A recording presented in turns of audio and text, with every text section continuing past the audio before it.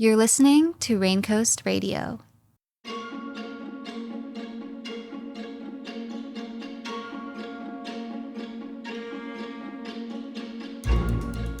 Welcome to More Than a Fish, Season 2 of Raincoast Radio. I'm Austin Chor, a salmon habitat biologist at Raincoast and your host for this series of conversations about the connections between salmon, people, and place. Our guest today is Rodney Hsu, founder and host of the popular YouTube channel Fishing with Rod. Rod started his YouTube channel in 2001, making videos about saltwater and freshwater angling throughout BC. His videos have been viewed 23 million times, and his channel has amassed almost 80,000 subscribers, including myself. For my master's thesis, I basically needed to learn how to fish from scratch. I did my master's on impacts of catch and release angling out in Ontario on bass and trout. And I remember feeling like I needed to learn how to fish from scratch, actually, because I had barely gone fishing before, and suddenly I needed to catch 100 fish in the summer for my sample size. I didn't know what to do, and I remember finding your videos, Rod, and that basically helped me get all my work done. So thank you for your videos. Rod's also been a prominent voice for the recreational angling community. He serves as a public advisor for the Freshwater Fisheries Society of BC and as a representative of Fisheries and Oceans Canada's Upper Fraser Valley Sport Fishing Advisory Committee. Welcome to the show. Well, thank you for having me. I'm excited. So we've been starting every episode by asking our guests, where are your home waters and what are they like? Why are you connected to them? How do you relate to, your home waters? I'm actually a first-generation Canadian immigrant. So I moved to BC back in 1995. And prior to that, I lived in Australia and I was born in Taiwan. So I been all over the place a little bit. And throughout my whole life, I fished since I was 5. So I'm pretty connected to fish wherever I went. And fish isn't just fishing, that's my passion, but the actual fish. I'm not really passionate about fish. And since I've been in BC in the mid-90s, salmon fishing has become a big part of my life. And my academic background is actually resource management at UBC with a focus on fish. And when I came out of that, it was either working for the fisheries and I was kind of indecisive what I wanted to do and just started my website, Fishing with Rod. And with an emphasis on focusing on teaching people how to fish, I guess, because back then there wasn't a resource on doing that. Yeah, so it's been a 25-year journey doing that. And in the last 15 years, 20 years or so, it's on social media. So my home water right now is Chilliwack. We've been here for just over a decade now. And this is where I enjoy my fishing throughout most of the year. As you know, the Vedder River system has a pretty good abundance of salmon throughout between July until December. So it's pretty popular. And besides fishing, I do put in quite a bit of effort on the conservation and habitat restoration in this part of the region, I guess. Yeah. So Fishing with Rod was would you say your very first foray into the fisheries world after school? It is, yeah. So back then during my academic years, I did do some volunteering in the hatcheries and stuff like that. And coming out from that, it was either working for, I remember applying for the Cultus Lake Saltwater Recovery Program or doing some monitoring work on commercial fisheries and stuff like that. But yeah, it's fishing rod. It's I dove into the recreational fishery through Fishing with Rod, I guess, and kind of unexpectedly. And I never in my life I thought it was turning to a full-time career. So yeah, that's really amazing because I feel like for people who are just getting to know your channel, they might not realize how long your resource has been around. There's some forums that I've read on fishingwithrod.com that are back in 2005, and they're these lively discussions on fishing, and I'm just trying to imagine what the internet was like back then. In your opinion, was there anything else like that at the time? Back then, my website is kind of one of the couple very active discussion forums. It got really popular because I'm more about transparency. Open dialogues. There isn't such a thing as stupid questions. So anyone has a question, whether you're a beginner angler or just want to learn how to fish, or a seasoned angler want to learn more about, I guess, fishery management, that was a great open forum to participate in. And that discussion forum on the website is still there 20 plus years later. And it serves as a great archive. It's a great library. Anything you want to know about fishing BC, fishery, the history of, I guess, fishery management in the last 2 decades, you can go on there and do a search and, all kinds of topics will pop up. I feel like for me, the thing about fishing, especially in BC, is that there's such a big knowledge gap to enter or knowledge barrier. And there's so many things that you need to know related to regulations and timing and keeping updated on these openings, as well as the actual technique. And I guess like one question I have for you is, in addition to all these educational things, you've always been really vocal about the management side and the policy side of things. And why do you think it's been so important for you to be that voice, not just in the educational, learn to fish world, but also the shaping and influencing policy and management issues and decisions? Back in the early 2000s, the first thing I identified that was kind of the issue was the big rift between, let's say, Fisheries and Oceans Canada and the recreational fishing community. There isn't much communication between the two. For example, regulations are needed, but the delivery of that regulations is very poor. Even to this day, it's very poor to the average anglers. It's very hard to understand. And because of that, there's a lot of misunderstanding. I think most people who get into fishing really want to do the right thing. No one intentionally want to harm fish or poach or do anything illegal. And it's really hard to follow the regulations. And that's kind of where I came in to bridge that gap. And same thing with fishing management. If you don't have an academic background in fishery biology, you wouldn't know much about salmon management besides just knowing how many fish are coming back.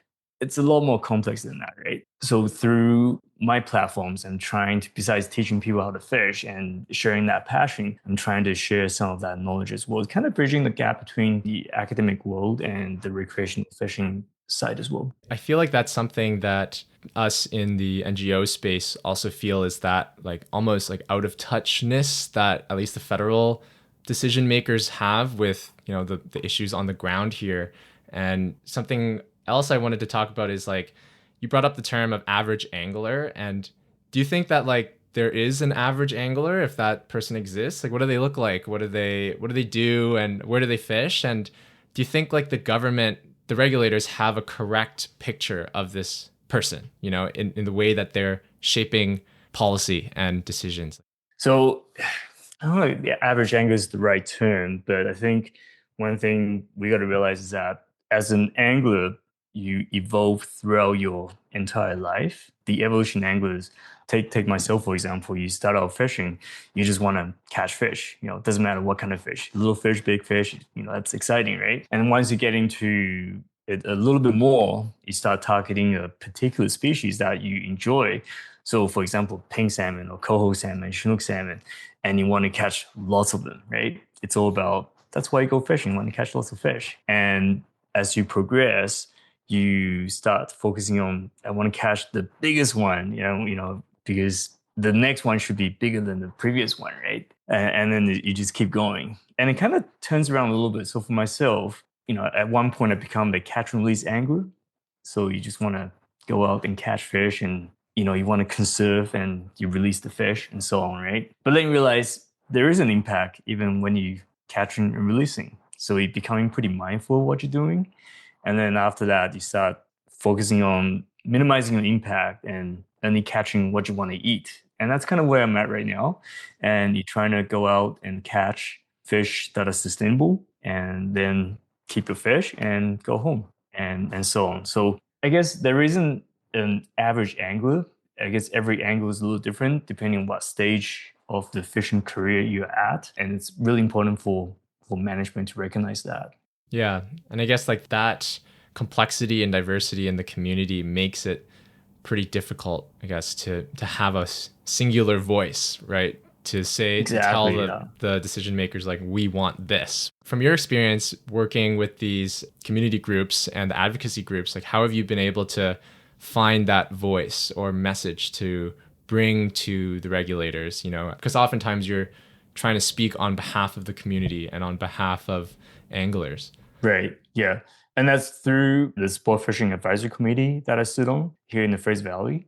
So any concerns that I have that are from the anglers that I hear, I'll bring to through that channel. And that's a dialogue between myself and DFO as well, right? Yeah, so it's kind of it's a hard balance to find, right? It's you want to do the right thing, you want to trying to please every single angler, but you can't always do that. But at the same time, you gotta keep in mind you gotta have the best interest for the fish as well, right? Because if there are no fish, there's no fishing. And it sounds like the decision maker too is also doing the same kind of juggling between like hearing from the rec sector, hearing from First Nations, hearing from, the rest of the public. And they're also trying to balance this resource, right? For everybody who has different, I guess, needs and wants for the resource. So what would you say, I guess, on this topic of like policy making and messaging to the government? What are some of the hot button issues that the community really cares about and is passionate about? And what are some, are there some issues that you think the rec sector should be getting more behind? So for the rec sector, I think the key point is that anglers mainly looking for opportunities to fish. They're not necessarily looking for harvest. It's recreation, right? They want to get out and do it. So a lot of times when you have a closure, you're taking away those opportunities. It's not so much taking away the allocation of fish that people are upset about, but it's the fact that they can't go fishing. So that's one key point that we've always tried to drive to management. Let's find that Fisheries and Oceans Canada tend to manage recreational fisheries like the other sectors, but it really can't do that because it's very different to commercial fisheries, right? So that's probably the one point. And I guess the other point would be, I think we all want the same thing, right? We all want sustainability in salmon returns. We just disagree on a few other things. How to achieve that, right? Yeah. Yeah, I think one thing that I've been watching on your channel that's been really cool is that you're one of the few like kind of fishing content creators that highlight some of the science and the restoration work that's been going on. So like you had, for our listeners, you had a video with Dave Scott, one of our restoration biologists out at Lower Fraser, working in jetty breaches out in the estuary. Do you find those kind of topics get a lot of interest and views on your channel? And like, why have you found that, that sort of content has been important to make? I mean, it definitely doesn't generate as much interest as saying, let's say, what's the best bait to use for this particular fishery, right? But I like, even though it doesn't get as many views as the other videos, it's my passion to go out and kind of feature some of the work. Like, for example, what Dave has been doing. I think for anglers, it's hard to understand like what's going on there besides seeing what's in front of you, right? So let's say if you're catching lots of fish, you kind of just assume that abundance is really good. But, take Pacific salmon, for example, the range, it's huge, from the time when the egg hatches all the way to the ocean and coming back. You're facing so many variables. It's not just what's happening in front of you, right? And let's say if you're releasing a fish and if it swims away, the angler would just assume that, oh, it swam away safely, it's all good, right? But we're not thinking about the long-term survival rate. We're not thinking about predation and so on, right? Or let's say if you're driving a truck down the riverbank to go fishing and you're not thinking about the impact on the eggs, on the juvenile salmon, on the habitat. And it's not because anglers are bad. It's just because they're not as informed. And it's really important to have this type of discussions, brought up all the time. Yeah. And I think like one of the mistakes that we've been making from the restoration and like conservation sector is that it's been hard to communicate with the recreational sector the benefits some of the restoration work will have long term on the fisheries, right? Like we're not just doing this so there's more salmon in the river just because, right? There will be more salmon in the river for the recreational sector, for all users. I think that's one thing that we can do a better job of communicating is that this project was funded by your licensed dollars. A salmon stamp is an additional $7.19 fee on top of a fishing license that funds habitat restoration and research projects across the province. You need to have one if you're fishing for salmon in BC. And, not a lot of us are rec fishers. We don't pay license fees, and yet our work is funded by license fees. And I think that mindset switch from our end, and some of the work that you're doing with the videos is like such a great way of communicating, right? That like we're not like competing for the same fish, right? We're trying our best not to compete for the same fish, even though, sometimes we do have to. Yeah, competing against each other for the same fish, you kind of you're working towards the same goals essentially, right? There's definitely a disconnect. Most people don't know where the angling license dollars go. It's something that I've also brought up many, many times on, your license dollars at work. It's an investment. You're not just buying license because it's mandatory, but it's investment going back to, let's say, habitat restoration and so on, recovery programs. Yeah. You're a pretty big proponent of like increasing access to angling, like not so much like increasing opportunities for angling, but more about getting more people into fishing. Why is fishing so great, I guess, from your perspective, right? Like why is it important for more people to get to experience this? Because I've heard on a couple of your other podcasts where you talk about if you don't use it, you don't care about it. And I just want you to maybe try to expand on that for me. I started developing that viewpoint in the last, I guess, decade. And just from observations over the years, we tend to think if you close it and just let it be and things will recover, right? But over time, I find that people just walk away. And if they don't have a connection, a relationship with that resource, it's going to be forgotten over the years. Take the white sturgeon, Lower Fraser white sturgeon, for example. There's an ongoing catch and release fishery. It's pretty popular. It's in high demand. But at the same time, I find that the anglers are benefiting the fish as well. There's a lot of dollars being generated for different programs, such as ghost net removal in the Lower Fraser. There's tagging going on that's giving us a clearer picture on how the abundance is doing and the different age classes are doing. So there are benefits through angling for sure on the fish. And what's so good about fishing? Well, it's fun and it's building a relationship. For example, my dad taught me how to fish. That's kind of the value that we shared over the years.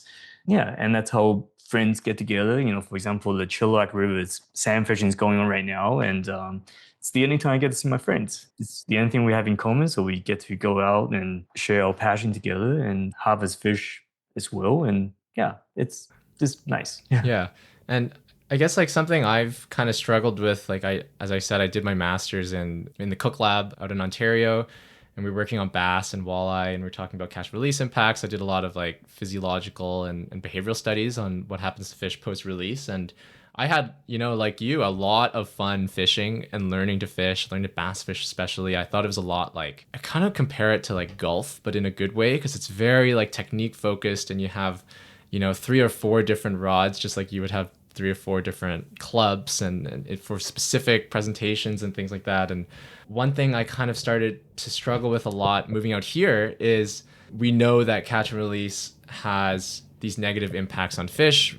Even if you are kind of the most responsible angler and following all the best practices, there's still some impact on the fish. And something that you don't kind of realize out in Ontario, where bass and game fish species are so abundant and not really a conservation concern, and also not a valued commercial species, is that moving out here, there's this heightened value placed on salmon than placed on something like bass. And I guess something I've struggled with is how to balance this like love of fishing and the fact that fishing is a pathway to caring, but also that fishing is also, inherently impactful for these populations. I was wondering like if this is something you've had on your mind or something you've thought about. Yeah, definitely. I always try to make sure people are mindful of their actions and treat every fishery a little different. So let's give you one example, be fishing on the Veta River here, where majority of the fish are coming from the hatchery. It's a pretty predictable return every year, and it's sustainable as well, right? The hatchery only needs a certain number of fish to continue the stock, and the remaining fish can be caught and harvested or released if you want to. And usually there's a pretty good surplus of fish after they collect all the broods and stuff. So it's a very sustainable fishery. It's one fishery that I promote a lot, as well as other hatchery fisheries in around the Fraser Valley. So I guess I tend to tell people, say, hey, so it's okay to come here and harvest these fish. And if you want to release them, that's fine as well. But let's say if you're fishing on the Fraser when it opens for other species like Chinook and sockeye salmon, just be mindful that these fish are wild.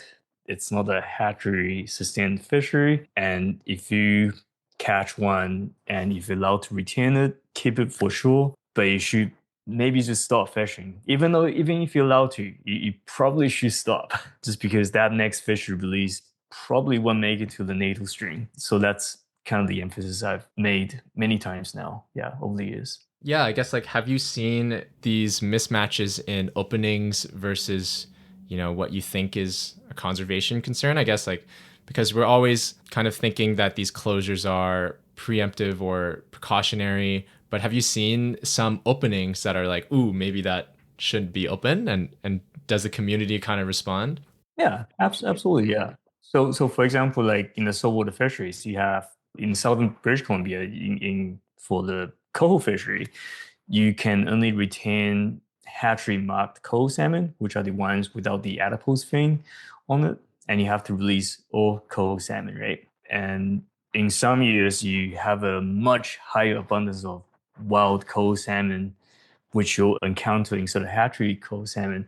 You might catch 20 fish to keep those two fish and have to release 18 fish because they're wild. And the percentage of those fish will die because of post-release mortality and so on. And many anglers who participate in those fish will be screaming, saying, "Hey, this is wrong. This is not the right approach. It would be a lot better if you go out and being able to retain the first two fish and just stop. And then you won't encounter the other 18 fish, right? And then a lot more fish will survive." Is that something that the rec sector is, would you say, is like into? Because we work on the Central Coast, and with all those big lodges out there like Langara, and I have heard that idea that like people pay thousands of dollars to come out here, catch their fish, but then once they limit out, they keep fishing. How would you encourage that behavior to be like, okay, let's maybe fish for something else, or maybe let's just go home for the day? Yeah, and that attitude is hard to change, right? It just takes time, and it goes back to the evolution of an angler. What I talked about earlier as well. Every angler is a little different. Some anglers will definitely catch the limit and just stop because they're well informed. They know what their impacts are. They don't want to do that, right? Well, there's some anglers just want to catch a lot of fish, catch and release a lot of fish, and look for the bigger fish, and so on, right? So it's a voluntary program when it comes to doing that. If there isn't a cutoff on, let's say, once you keep your fish, you got to start fishing. So it just comes down to education. Yeah, hopefully people are more educated and willing to make those behavior changes. Yeah. I'm not sure where the data is in now. I know like there's a couple studies from UBC happening right now, and I was part of a lot of freshwater work in the Cook Lab. Yeah, like do you think that the average quote unquote average angler has that idea that catch and release does impact fish? Yeah, so it depends on who you ask, right? So some anglers think there's very little impact. Some anglers think there's more impact. There isn't a precise answer, I guess. And post-release mortality depends on so many variables. The study referring to at Hinch's lab, it comes down to this gear type, the type of gears that you're using, water temperature, how long it takes to bring that fish close to the boat, and how that fish is being released, and so on, right? So every situation is a little different. That's where it gets so complex. Yeah, it's really hard to drive that point to the anglers. They can't just have one blanket statement saying, if you don't do this, this is what's going to happen, because every situation is a little different. Yeah, the fish might, grab the hook a little differently, or you might be a little late on the hook set, and or sometimes you might have it perfectly. Every single encounter is different. Yeah, and that's, I guess, why it's so hard to manage. Yeah, and my take-home message is always do the best you can to minimize impact. So if you bring a pretty big fish in, as much as you want to do it, don't net it and bring it to the boat and take a photo of it. If you want to release that fish, the best thing to do is we're talking about saltwater fisheries here. So the best thing to do is to use a gaff to dislodge that hook while the fish is in the water without touching the fish, without any contact with that fish. So that gives that fish the best chance to survive, right? Yeah. I think what's cool is that all these like recommendations are backed by experiments, right? Which have tested these different methods, tested not using them, tested using them, tested different combinations, and like the depth of knowledge that exists on all these specific handling practices, I think is like really cool. And I was out in Ontario doing work with Keep Fish Wet, this advocacy organization that helps promote these practices. I guess it's more in the freshwater realm that as these studies keep coming out, it's not like these best practices are written in stone, right? They're constantly evolving and constantly improving ways to improve survival. All these studies are done by anglers as well. They're done by academics with a background in fishing. A lot of anglers tend to think, these studies are trying to vilify anglers, trying to suggest that anglers are just doing everything wrong. But that's not it. It's trying to demonstrate what can be done better. There's always room for changes. And the goal of doing better is to improve the resources, and that will only benefit the anglers in the future anyways. Yeah. And I think the huge mindset shift I had moving out here is that in Ontario, people are mostly sport fishing, catch and release. Not many people are retaining game fish. So the importance of catch and release out there is more on like fish welfare, less of a conservation issue. Whereas here you have, sometimes you need to release a fish, right? You have people targeting fish that you can keep, but sometimes you catch a fish that you are not allowed to keep or that you shouldn't keep, right? Like endangered steelhead or some kind of endangered Chinook run. And I think that's where this kind of science is so powerful, is like, okay, I've caught this fish, I need to release it, not from a welfare and ethical standpoint, but from a like legal standpoint, right? And so, yeah, like when you are forced to release these fish, what is the best way to do it so that they live, right? So that you're not just releasing them and they die and, you should have kept it anyway, right? Yeah, exactly. Yeah. I guess one last question about the angling community is like, what would you think are some of the big misconceptions that both the decision makers have about the community as well as the people on quote unquote our side of the bench, the NGO environmental conservation space? I mean, I'm kind of an angler, I've tried to get into it a little more recently, but I don't think that there is a lot of overlap between our communities. So I would love to know, what are we getting wrong about you guys, and how can we start the relationship based on that? Yeah, well, that's a hard one to answer. Yeah, I think anglers just don't want to be kind of grouped into or as one as individuals who just don't care about fish. I think majority of the anglers do care about fish a lot, and they have the best interest on the fish. They don't necessarily have all the knowledge and tools on what to do to achieve that, and that's where you guys come in, right? So that's where education comes in and so on. So a lot of times it's hard for anglers to digest, to accept when they're being told this is wrong and this is wrong and this fishery needs to be closed and so on, right? And that's where the disagreements come in. So it's really important to understand why people want to go fishing, I guess the needs before considering any closures and so on. Yeah. And I guess like the reason I wanted to talk about this topic is that we both know, everyone knows that salmon in general, Pacific salmon and the Fraser in general, are in decline, and fisheries opportunities have been in decline for a long time because of this. And in this context of decline, I feel like this is where a lot of the tension and conflicts arise. Like if there were endless salmon, there probably would be a lot less conflict because we have this abundance. But with the scarcity and oncoming climate change and these ongoing impacts, it's going to be a lot more helpful if we find these agreements, or else these tensions are just going to grow, right? I'd love to hear your thoughts on where the tensions are coming from First Nations, rec, sport, commercial, conservationists, and I guess like some of the key issues that you think that we could get our heads together and deliver, address. Yeah, so I guess when there's less fish, there's more fighting going on, right? So when there's a little fish, everyone's out fishing, so there's no time to argue, right? So yeah, Yeah. just go back a little bit, talking about the general decline. I tend to disagree with that a little bit. Pacific salmon stocks, it fluctuates over time. It goes up and down depending on how the ocean is doing, the productivity is doing. I mean, take this year for example, the current Fraser River sockeye return is doing quite well, a lot better than what's being forecasted so far, which is great. And we're expecting a pretty significant pink salmon return coming up in September. I think the preseason forecast is 27 million fish, which is absurd. I've never heard 27 million fish before. Whether that happens or not, we'll see. The most I've seen is back in 20 years ago was about 20 million fish, and that was already a lot of fish. And this is going back, we had the 2021 flood in the Fraser Valley that we thought was going to destroy the entire pink salmon run. And to see them 2 cycles later coming back in 20 plus million fish, which is incredible. So it's not just always on an ongoing decline.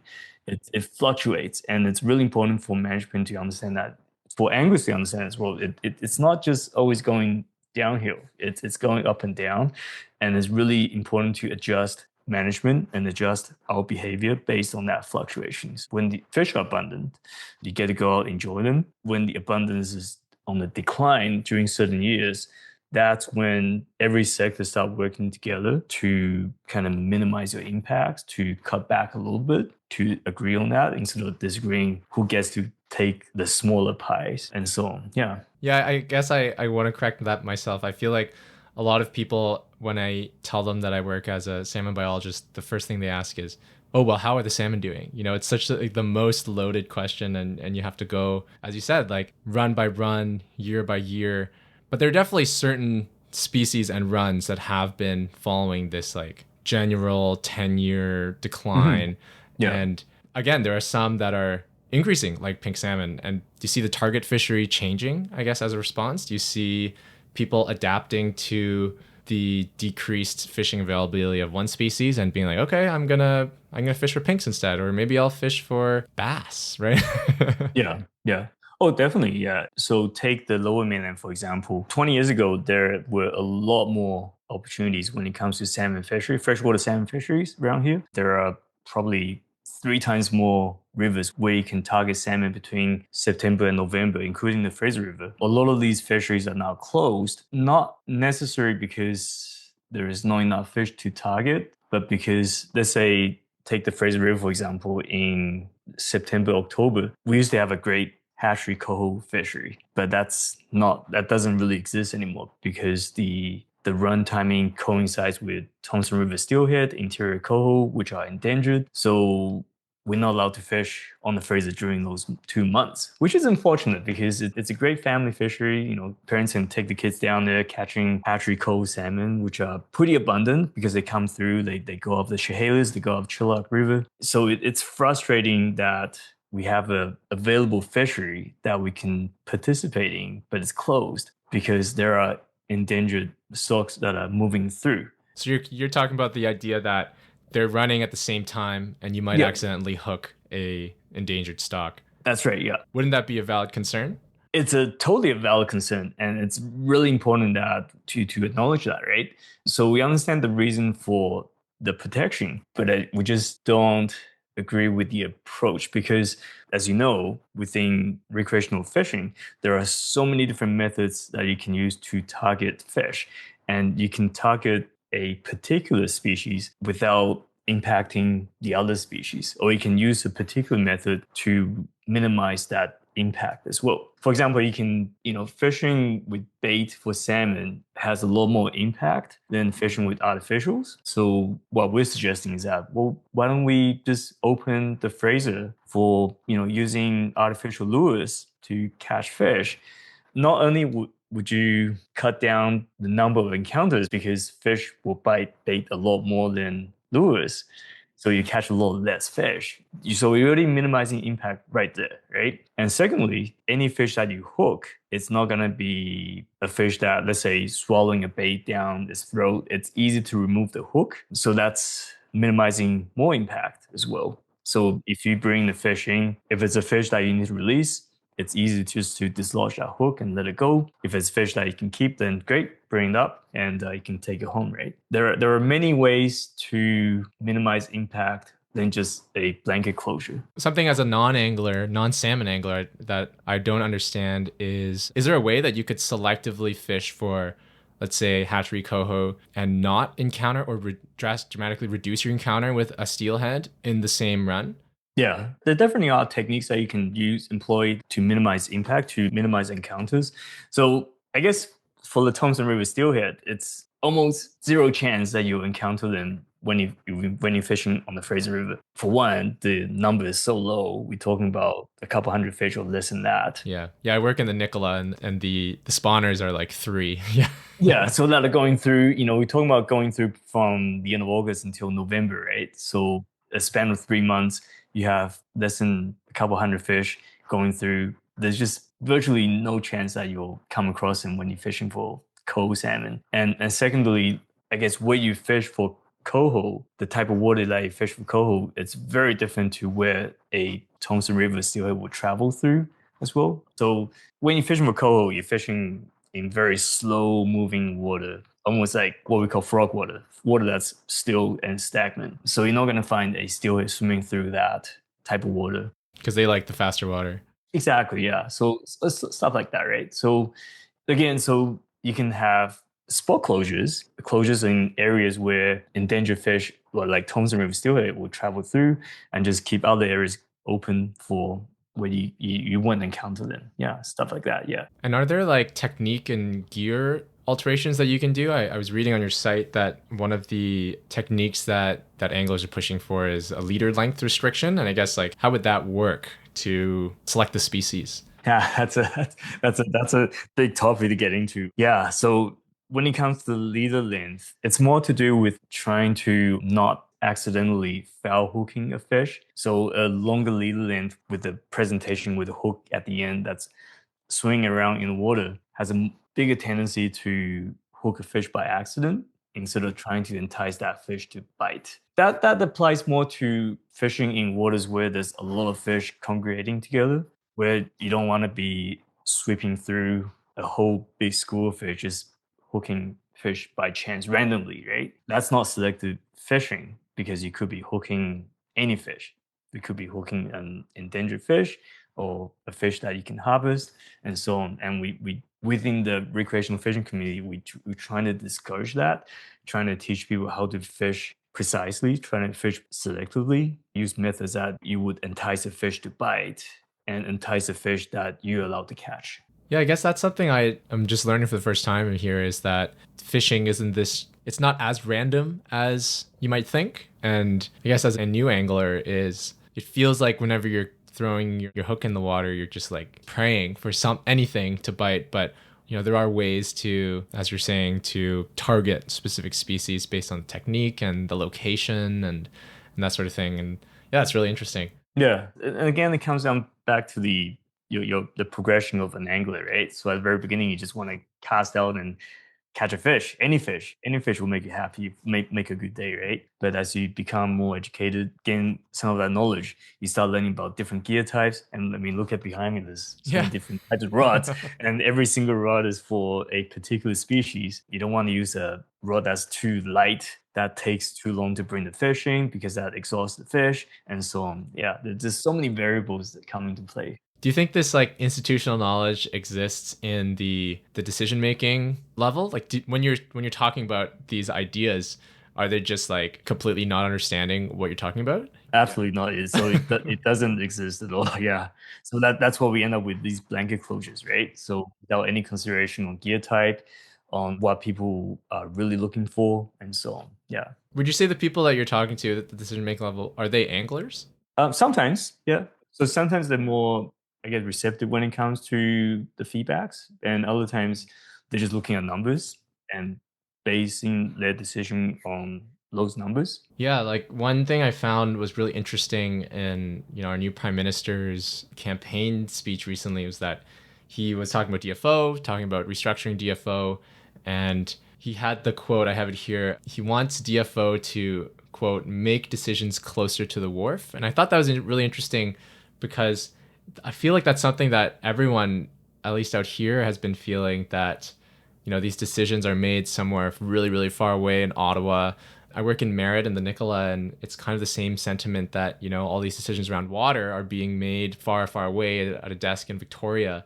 And so like in the water space, in the water use space, there's been more of this growth towards regional and local governance and decision making. Have you been seeing that, signs of that developing in the angling space? Like, do you see more of these decision making tables at the local level having more say in what goes on, or is it still this very top down, far away side of management? I'm going to say, unfortunately, in the last, I can say about 15 years now, we've been seeing the continuation of that disconnect between in making decisions based on what's happening locally.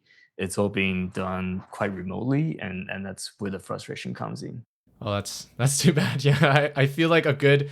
I don't know if you were there at the PSF conference in December. It was the first time I had met somebody from high up in DFO ranks, and I think they were the associate deputy minister, and they made like one of the keynote speeches, and they said that it was their first time in Vancouver, and they were the regional director of the Pacific region, and they had like a funny slip up that everyone in the room caught where they said, as we all know, salmon are a tombstone species. And we are like, oh, what is that? What does that mean? And I thought it was just like really everyone afterwards at the bar was really like, that is just so telling, that Yeah. of the issues that we're facing as, on the ground, we see these issues happening.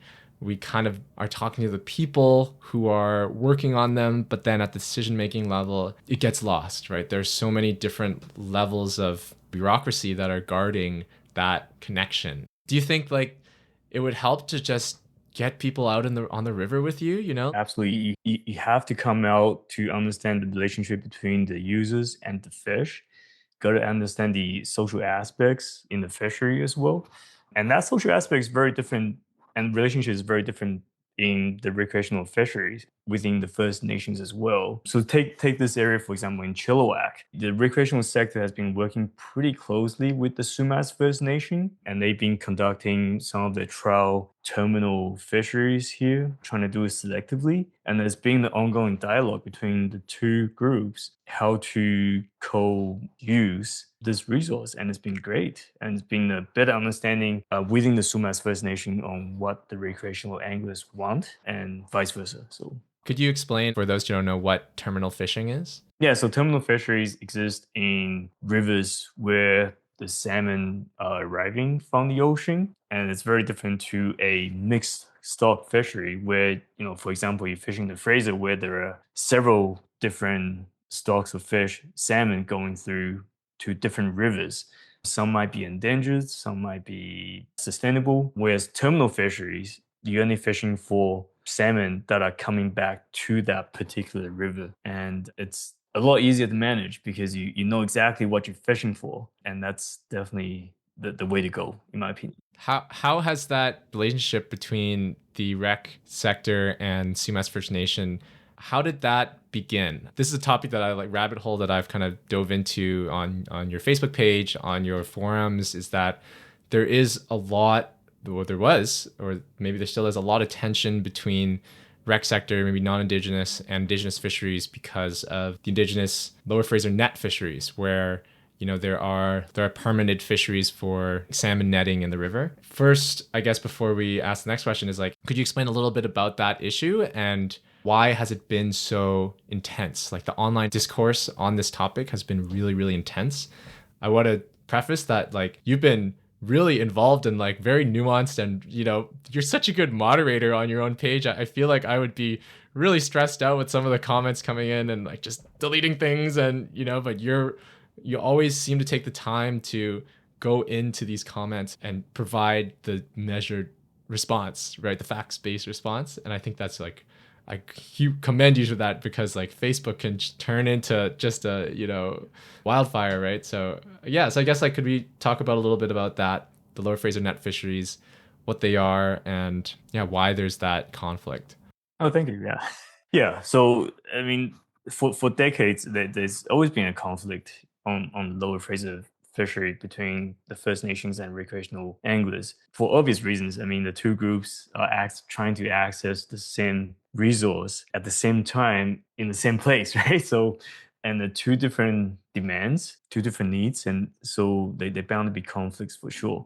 Our concern has always been the I guess, selectivity when it comes to netting fish in the Fraser River and how big the impact is. On the other hand, Lower Fraser First Nations, their concern is that the recreational fisheries are not as monitored, which is true because if you have a license, you can go out and catch a fish. You don't have to report that fish back to the management.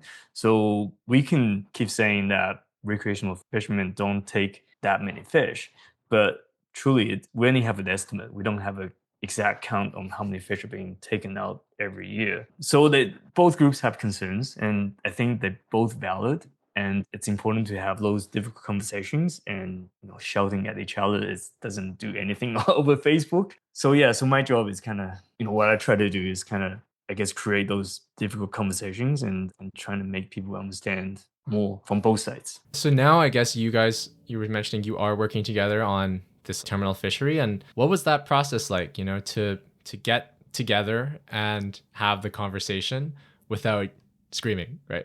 Yeah. So this started back in 3 or 4 years ago now, during COVID, I think. And basically the Sumas First Nation invited quite a few representatives from the recreational fishing community in the Fraser Valley to attend a bunch of Zoom meetings for them to explain exactly what they want to do and sharing what our concerns are. And then we can take the message back to our community so people would know exactly what's going on. Definitely the reception wasn't very good at the very beginning from the anglers overall, but over time there's been better understanding. So yeah, it's been working pretty good. It's work in progress. So they've been doing that, and we're being invited to the salmon ceremony every year, and it's been great. And one thing I'm hoping to do, we haven't done yet, I've been talking about this for a couple of years now, is to invite some of the Sumas First Nation members, young members, to come out and just fish with us and try out angling for once and just to see what the differences is, what exactly we appreciate when it comes to fishing as opposed to just harvesting fish. Yeah, like it sounds like in this era of social media, it's very easy to get angry with people when they're like this tiny little icon, and it's very easy to type away. But the importance, I guess, of being there, right, in person, doing the thing that the other person values is so important. Yeah, put yourself in the other's shoes, right? Yeah. And it's a lot harder to scream in person, right? Yeah, exactly. Yeah, nobody screams in person, right? So, Yeah. and at the end of the day, both groups again just want to catch fish. They want to see these fish flourish and want to catch fish and provide for and enjoy these fish. Yeah. Yeah. Do you have another example of like a good example where maybe not the Rec and First Nation, but two of these disparate groups working together on something and finding an agreement, like the Sumas First Nation and anglers? Unfortunately, I can't think of many. And it's not so much disagreeing on things. It's more just, both groups have concerns, right? And they both want to access the same thing. Because I work so closely in this area, that's kind of the only one I'm pretty familiar with. I know in Port Alberni, they have the round tables between the recreational, commercial, and First Nation sectors coming together, sit together, and they decide on the allocation themselves. It seems to be working pretty well. I don't know it that well, so I can't really comment more on that. But I know these meetings exist on Vancouver Island, and that's great. And we're hoping to achieve that here in the Lower Fraser as well, partly because we want to be fishing in the Lower Fraser for coho salmon in September, October. I feel like some of those fisheries opportunities are kind of just being missed because of misunderstandings. But having these round tables in the future might be able to create better understanding from the other sectors and from management so we can regain some of that access again. Yeah, and that really relates to what I'm seeing in the Nicola, where you have competing concerns and needs for water from the ranching sector, from municipality, from First Nations, and from the fish themselves, and it being much more productive of a conversation when everybody is at the same table. Another thing I wanted to ask you is just to understand you a little bit better and rec fishing as a whole is, do you have this like formative moment or story fishing related that was like, this is one I remember all the time. This is why I care about salmon so much. So I feel like for me, it was doing my first field course in the wild, pulling my first seine net and seeing all the fish come in. And I was like, I want to do this for the rest of my life, right? Do you have something like that? Yeah, for me, really, it's not just salmon. I mean, salmon is awesome. Don't get me wrong, but I love fish. So any species of fish, right? Whether it comes down to a lamprey or a sculpin, and just sharing that appreciation. And that's kind of the point I'm trying to drive to anglers as well. Is it's not just trout or salmon or steelhead or sturgeon. It's whitefish. It's pike minnows. Like don't demonize a pike minnow, which is like a native freshwater fish species that has coexisted with salmon for millions of years. They're just doing the things, and every species is so special. It's not just salmon. I'm trying to show that appreciation to the anglers. Do you have a fish species from Taiwan and Australia that really sticks out to you? Yeah, it's been so long ago, so it's hard to say. I do. I don't know the name exactly in English, but there's definitely some freshwater species. We used to fish in creeks a lot. The mountain streams in Taiwan is beautiful. The water is clear, and the diversity, because it's in the subtropics, there's so many more species in freshwater than here. So if you go and take a look, you can just see so many different types of fish swimming around, and that was kind of like my best memories. There is a lot of diversity here too. There is, yeah. There's more than just the three trout that we know, right?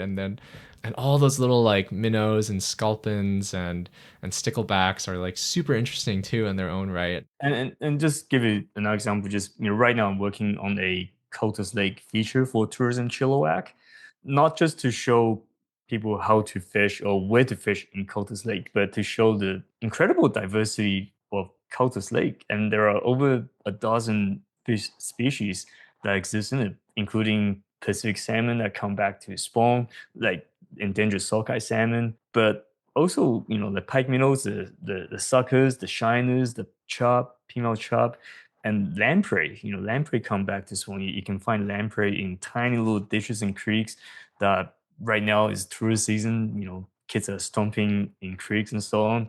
They don't realize that that's like spawning ground for lamprey and stuff like that, right? Then we have invasive species like smallmouth bass and sunfish, the pumpkin seeds in the lake right now as well, and competing with the other native species. So a lot going on rather than just endangered sockeye salmon. Yeah. Yeah, and I think fish are so cool because it's one of the only animals that humans are able to have this like very physical connection to, that just like the regular, your average person is able to go out and catch and look at and touch like, 5 different species, and you can't really do that with birds or with mammals. And I think it's such like a good introduction for people who maybe aren't biologists to the world of being a naturalist, right? Like identifying fish and looking at the differences and looking at like the differences between males and females and the hybridization. It's like so interesting from just like a academic and knowledge standpoint, right? And so that goes back to, what I talk about, creating relationship between the users and the fish. And if you don't have users, nobody will care about these fish, right? So going back to Cultus Lake, for example, we talk about endangered sockeye salmon, which is in the news all the time. And why are we placing so much emphasis on recovering sockeye salmon? Because people love eating sockeye salmon. That's majority of people, that's their relationship with sockeye salmon, right? The average consumer going to superstore looking at sockeye salmon is not going to be able to differentiate between a Cultus Lake sockeye salmon or a commercially caught sockeye salmon from Alaska. To them, they're just sockeye salmon. But there is a difference, when it comes to the life history of these fish. And there is talking about other species like suckers in Cultus Lake. They spawn in big schools in the shallows during May, and it's beautiful. The colors are vibrant and stuff like that. People see that, and if you catch one and look at it, it's like, wow, this is pretty, and we need to take care of it and love it. Yeah, I think like working the Central Coast, that's something that like chum salmon and other species that aren't as valued have kind of suffered from, is that people don't eat them or people don't know what they look like, and so it's hard to care about them. And I think what's really funny was yesterday there's a CBC poll about voting for BC's best animal symbol, and there was a whole bracket for just salmon, and all the species were there except for chum. It was like, oh, come on. Yeah. it's funny how we value life, right? In a species. So, some people, if you don't fish, you value these fish. It could be by appearance. It could be because the value in food. But anglers value fish based on appearance and how well they fight and behaviors and how hard it is to catch them, the chase, and so on, right? It's so many aspects. I had this discussion with someone about, I think we talk about the fish that represent BC. The individual say that it should be the Thompson River steelhead. It's like, okay, yeah, but only a handful of people have experienced catching a Thompson River steelhead. Why is it so great to the other 2 million people in this province? Nobody really You cares. need the working man's fish. Exactly, Yeah. right? To other people, a Thompson River steelhead is just like another steelhead or another salmon that's being saran wrapped at the grocery store, right? But what people don't realize is that the few hundred people that have experienced catching a Thompson River steelhead is because they get massive. They grow to 20-pound plus. They're beautiful and the hardest fighting steelhead compared to some of the other steelhead populations. And the history of their life, they travel this long distance to the ocean and come back. They go through the Fraser Canyon and they have to go through all these hurdles to make their life work, right? So unless you have a connection with that fish, you're not gonna care about it. Yeah. Yeah, and I think I'd like to wrap the conversation up with, yeah, just by like, this is a good segue with the topic of values, right? Like different people value fish, value salmon for so many different reasons. And those reasons sometimes conflict with each other, and that's where the tensions come from. But at the end of the day, the fact is, it's the truth that we all value them, right? It's not like and that's why we're all here having these conversations. Something we've been asking everybody is, so the title of this season, this is our second season of the podcast, is More Than a Fish. And so we want to ask everybody, like, to you, why are salmon more than a fish? Why is salmon more than a fish? Oh, I might be the wrong person to ask that because like I said, I love all fish, right? I guess simply because of the life history, how far they travel, and how many hurdles they have to go through, both in the environment, but also human-driven factors. And yet, if you give them a chance, they will make it. We love salmon, so that my take-home message all the time is: we love salmon, just don't love them to death, Oh, that's a good. right? Yeah, yeah, yeah. Yeah, it's we love them so much, and we tend to, why are some of these populations are in such decline? Because those are the ones we really love, quote unquote love, because there's in high demand, right? So yeah. Yeah, yeah. It's like this constant balance of like loving something so you care about it, but then loving it too much, and then you start to impact it. And I think that's like something that is just so amazing about this fish species, is that we care about them so much for so many different reasons. That's part of the reason I moved out here to work as a biologist. Is it's not because I think salmon are super cool as just a fish. It's because people care about them. A lot of people care about them. It's been great having you on, Rodney. Well, thank you. Yeah, thanks for having me. I'm glad to be a vocal advocate for the sport fishing community and being able to bridge that gap a little bit and provide you a better understanding on what we care about, and looking forward to working together in the future more. Yeah. Well, cool. Well, thanks, Rod. Yeah, you're welcome.